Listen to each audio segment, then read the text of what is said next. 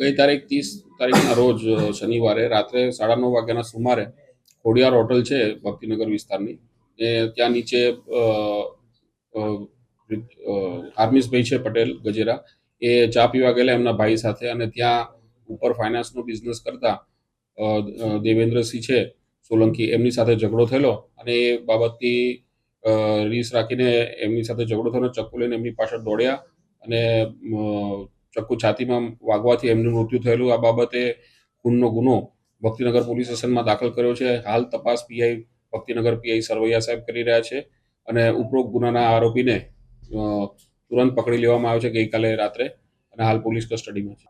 આ આરોપીને ભક્તિનગર વિસ્તારમાંથી ઝડપી લેવામાં આવ્યો છે, અને તેમના વિરુદ્ધ 12 જેટલા ગુના છે, પ્રોહિબિશન અને 307ના અલગ અલગ. હાલ તેમના રિમાન્ડ લેવામાં આવશે, તેમની પૂછપરછ કરવામાં આવશે, અને ગુનાના કામે હથિયાર પણ કબજે કરવામાં આવશે. તમામ પ્રકારની કાયદેસરની કાર્યવાહી કરવામાં આવશે. આરોપી તો ફાઇનાન્સનો ધંધો કરવાની એમની ઓફિસ છે ઉપર, અને અગાઉ પણ ગુનાઓમાં 307 ને પ્રોહિબિશનના ગુનામાં પકડાયેલો છે, અને ગુનાહિત વૃત્તિવાળો છે, એટલે એ બાબતની પણ તપાસ કરવામાં આવશે.